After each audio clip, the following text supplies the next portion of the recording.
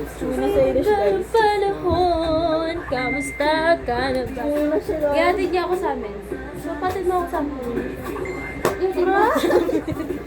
Kanina siya, guys.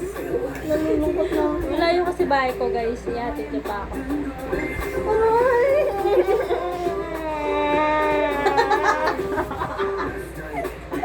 Look, baka mag-10:30, hindi pa ako makakauwi. Atid mo ako sa amin. Uwi na siya, guys. Wala kang ganito dyan. Wala. Siya. Uy, wag! Janggal na. Anong ano yan? Anong group name yan? Uwi na siya. Abay din. Sino mo ba yun? Paano mo ako?